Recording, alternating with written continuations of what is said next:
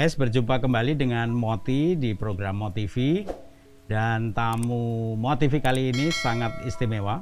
Dan memang tamu-tamu Motivi selalu istimewa, apalagi di tahun baru 2021 ini lebih istimewa lagi ke depannya. Dan kalau melihat cara saya memakai topi ini, pasti tamu kita kali ini seorang seniman. Maka saya menyesuaikan diri pakai topi. Dan guys, akhir-akhir ini beredar di dunia jagat maya, di dunia medsos, film tentang Romo Mangun. Dan kali ini yang hadir bersama saya di Motivi kali ini adalah yang punya wajah seperti Romo Mangun itu. Maka saya perkenalkan teman saya, Mas Ojing. Wah, ya, terima kasih Mo. Terima kasih. Mas, gimana Mas? Sehat-sehat? Oh, saya mau baik-baik saja ini. Baik-baik saja ya. Tetap rame jobnya. Oke. Baik guys, ini yang punya wajah seperti Romo Mangun. Kita cek dulu apakah dia wajahnya seperti Romo Mangun. Coba dibuka sedikit, tutup lagi. Ya. Wah, kok jauh. Baik, ketika dia didandanin seperti Romo Mangun, itu wajahnya mirip sekali dengan Romo Mangun. Ya. Dan kita ngobrol-ngobrol ya kali ini, Mas Ojing, ngobrol tentang siapa ini Mas Ojing dan perannya dalam film Sang Manyar dan dalam film Sang Manyar dan berperan sebagai Romo YB Mangunwijaya. Ya. Baik Mas, kita kenalan dulu. Siap. Ini Mas Ojing ini namanya ini kok Ojing ini artinya apa ini, dan senyentrik itukah hidupmu sebagai seniman itu? Kalau nyentrik sejak awal Mo ya. Sejak awal. Jadi namanya Ojing itu kan nama yang dikasih teman ya, tidak sengaja. Ya. Dulu saya itu kan sering ngeladein kalau ada teman saya yang Chinese. Ini sebenarnya bukan rasis sih, saya dulu nggak tahu rasis atau tidak ya. Cuma ketika ada ibu-ibu atau orang muda yang Cina selalu bilang Jing. Nah, ketika sudah seperti itu, jadi orang atau teman saya dekat itu selalu bilang, "Oh, Jing." Lah dari situ nama saya dipanggil Ojing dari mulai kelas 1 SMP saat di SMP Pangudulur 1 Klaten. Oke. Dari joke ini kelihatan kalau Anda ini berjiwa nakal dan senakal seniman gitu. Bukan nakal, agak beling maksudnya. Beling gitu ya. Baik, Mas, sejak kapan Mas Ojing ini berkesenian sebetulnya? Dan gimana sih dulu awalnya sampai terlibat di dunia seni peran ini? Kalau pertama berkesenian atau pertama mengenal kesenian itu kemungkinan saya mulai dari keluarga saya, Romo. Jadi bapak saya yang saat ini masih sugeng dan sehat yang tinggal di Klaten itu seniman musik dan merupa kriya. Terus simbah saya almarhum namanya Mbah Cipto Raharjo, itu seorang pemusik dan juga seorang perupa kriya juga. Dan simbah itu nyentrik juga. Beliau itu seorang musisi, pemain musik dan juga membuat seperangkat gamelan dan alat-alat keroncong. Nah, kebetulan bapak saya itu salah satu pemain selo yang handal, kelompok keroncong yang ada di tempat saya, dan setiap minggu itu latihan di tempatnya simbah. Dan saya sering nguping, sering nimbrung, terus sering nyimak dan ya nyuri-nyuri ilmunya. Terus saya tanpa sepengetahuan bapak, terus simbah juga, saya bermain gitar. Neng sampai sekarang nggak bisa. Lah ya itu. Jadi sebetulnya kan darahnya itu seni gitu ya. Dan banyak simbah-simbah itu pemusik. Kok Anda main peran ini gimana? Kok bisa masuk ke dunia seni drama? Ini awalnya itu kan sebenarnya kalau main drama sejak SD Mo ya. SD. Jadi kalau misalnya ada acara Natal Pasca, saya diajak guru-guru untuk dilatih untuk bermain, mungkin jadi di kisah-kisah Yesus saat lahir itu loh. Terus yang membuat saya tertarik untuk belajar seni peran itu kira-kira setelah saya lulus SMA 92, itu untuk menjelang Natal 92 itu ada teman yang saat itu kuliah di UGM, ikut teater Gajah Mada. Terus dia membawa pentasnya itu ke lingkungan saya di dekat Gereja Maria Assunta Klaten. Itu beliau mengajarkan teman saya itu latihan teater itu dengan vokal, terus dengan olah rasa, dan bagi saya ini menarik sekali gitu loh. Kok dunia ini asik gitu loh. Kok kegiatan ini asik. Lah dari situ mulai akhir tahun 92 itu saya mulai jatuh cinta yang namanya teater gitu. Dan wah ini asik. bahwa saya harus belajar tentang ini gitu. Ya, ya. Dan itu nambah pede Mo. Oke. Baik. Mas, kalau boleh cerita karir Mas Ojing ini dari awal seni peran ini sampai main film sekarang ya. Itu apa saja? Gimana ceritanya? Kalau karir itu saya dimulai ketika saya itu buruh Mo di salah satu perusahaan sepatu di daerah Pasar Kemis. Ya. Itu Pasar Kemis Tangerang. Tangerang. Itu ada salah satu teman memberitahu bahwa Mas ada ada kelompok teater yang membutuhkan anggota baru. Di waktu itu pengumumannya di Gereja Santa Maria Tangerang gitu loh. Kebetulan saya tinggal di Pasar Kemis, saya aktivis buruh di situ juga di wilayah Pasar Kemis.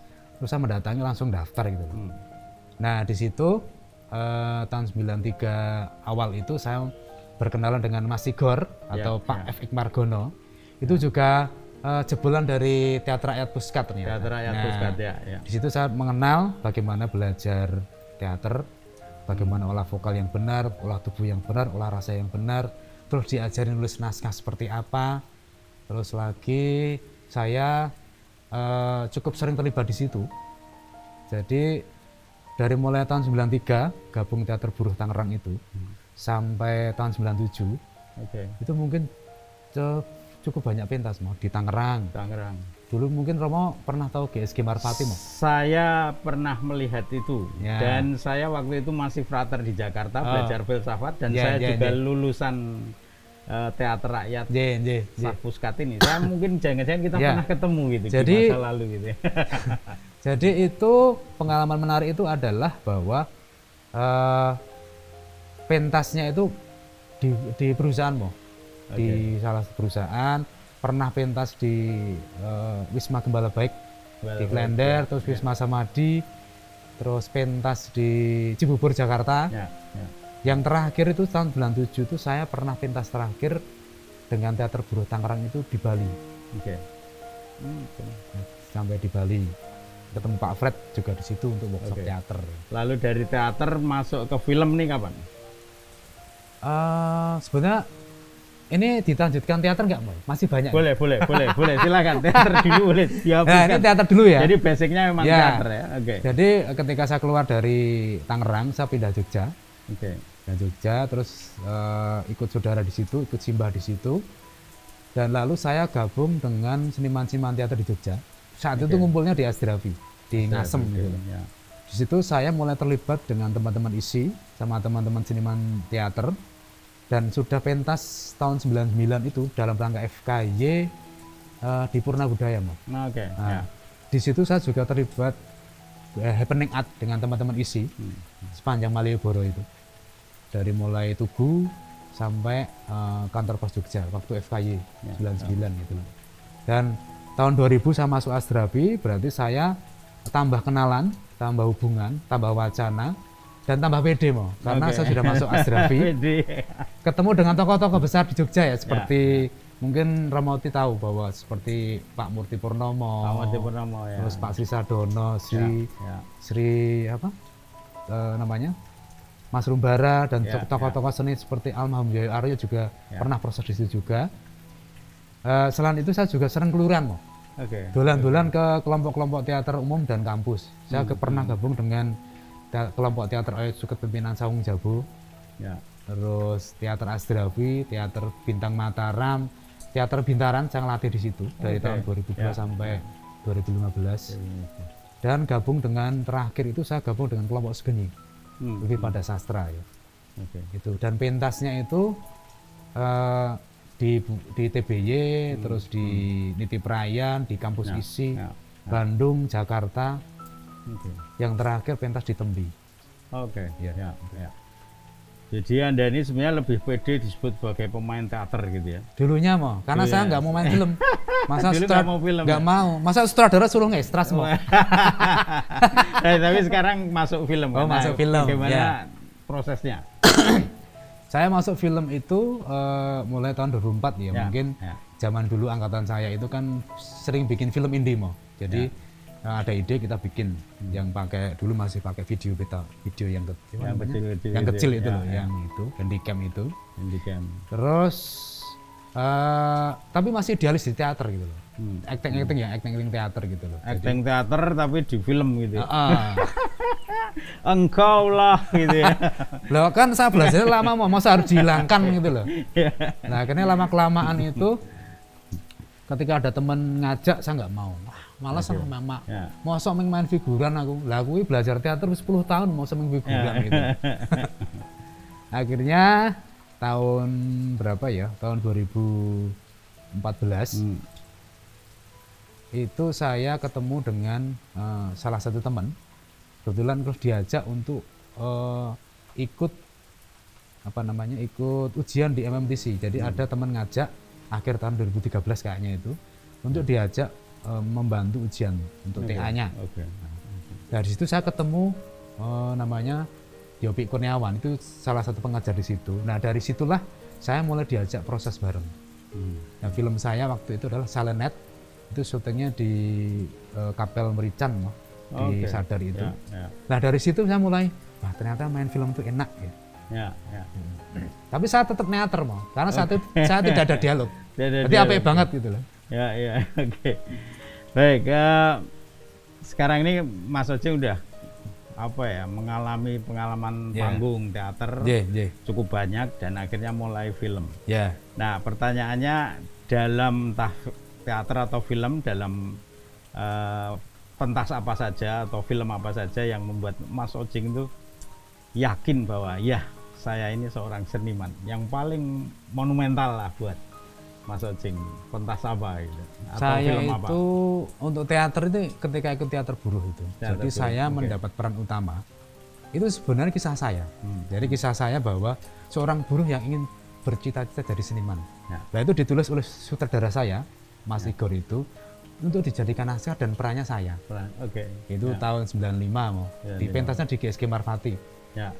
Dan karena itu buruh itu dulu sampai ditunggu dua truk tentara, dikira mungkin demo ya. Itu yang paling menarik itu, tahun 95 itu ya.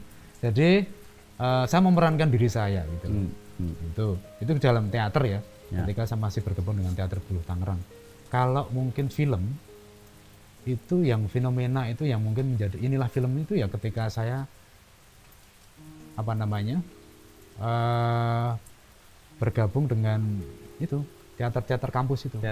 Karena saya selalu jadi peran utama. Iya. Berarti duniaku nang kene.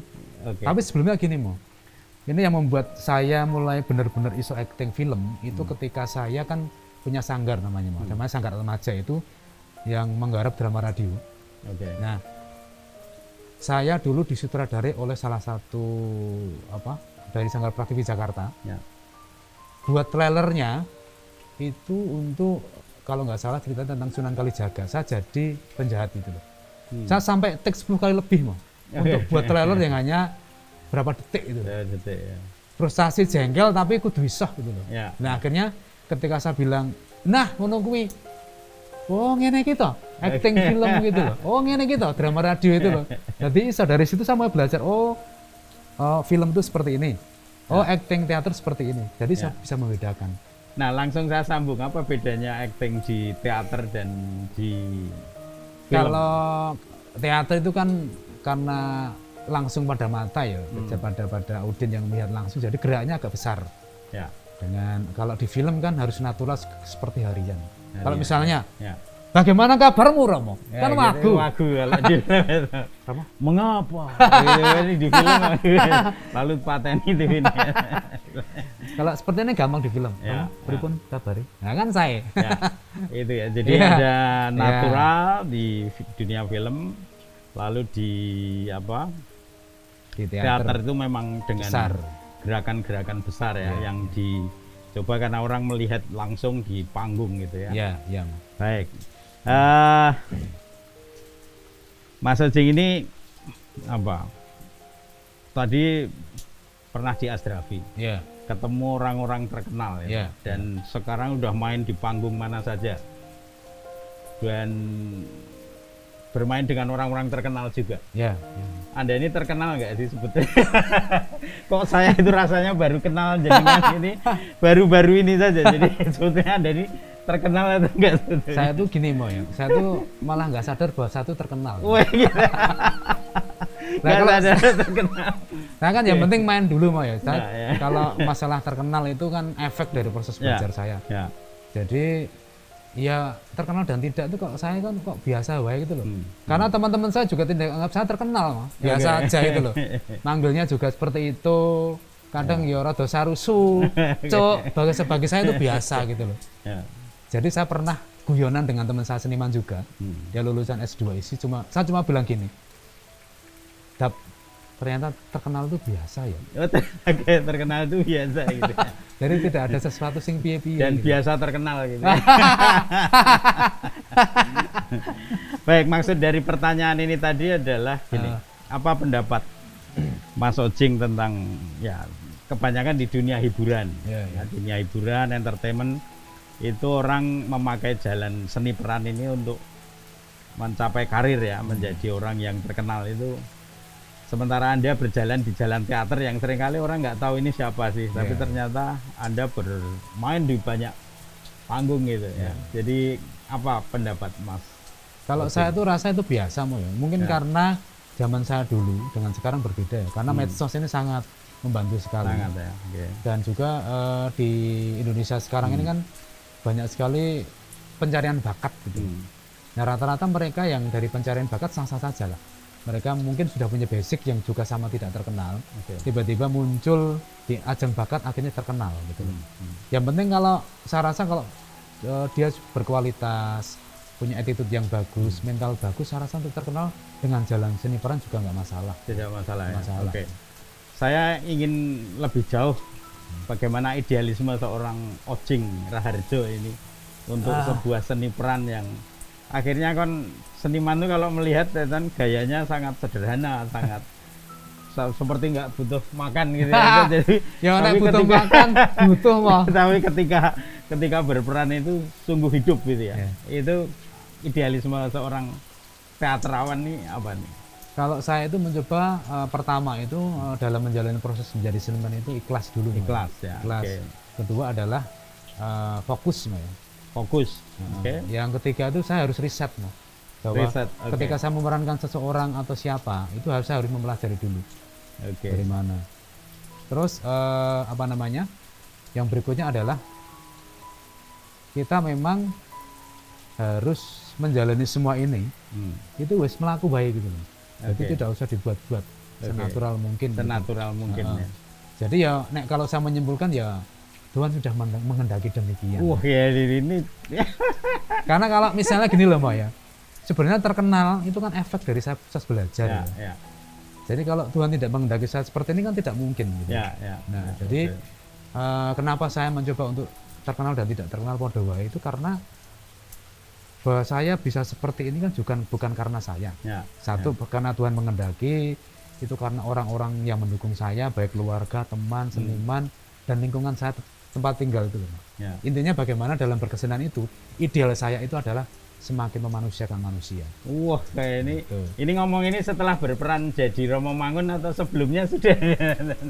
Wah, sudah sekali. Sebelum Romo Mangun. Sebelum Romo Mangun. Jadi itu yang Mas Ojing pegang ya. Tadi apa tadi? Ikhlas. Terus kedua, fokus. Nah ini fokus ini penting nih. Ikhlas. Itu artinya kita menjalani kehidupan ini dengan sangat tulus, sangat natural, lalu fokus pada apa yang kita kerjakan, apa yang kita perankan gitu ya. Lalu riset. Nah, ini sisi intelektual dari seni teater itu adalah riset, keberanian untuk melihat siapa yang kita perankan dan kita belajar dari situ. Nah, nanti akan saya tanyakan lagi ketika kita ngobrol tentang film Romo Mangun ini. Oh siap. Oke.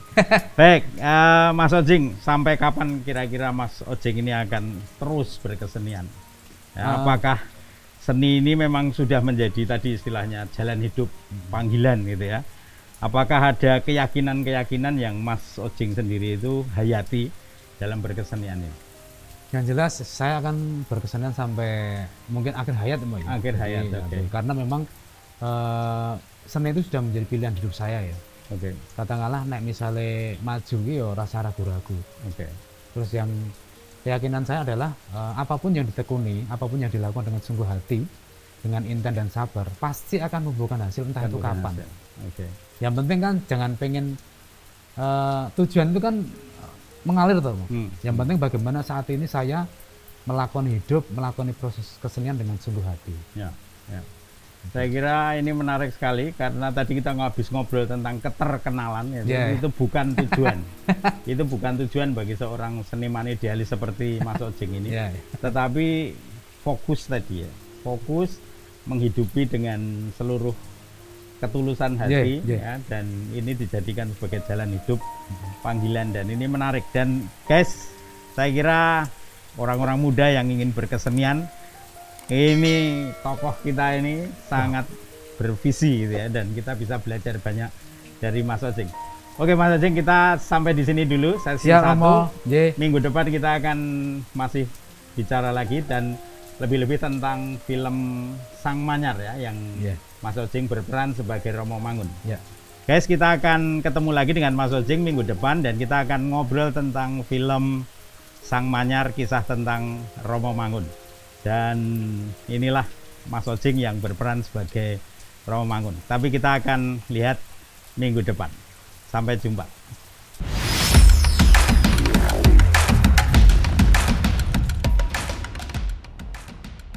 Selain kemiripan wajah, postur gitu ya, apakah Anda juga punya kemiripan dalam visi dan misi dengan Romo Mangun? Dan mungkin rasa-rasa seperti itu yang mungkin sama ya. Cuma Romo Mangun lebih konkret ya. Renyuhnya itu diperjuangkan dengan nyata. Mungkin kalau saya terenyuh itu mungkin saya nulis naskah, terus tak pentaskan dengan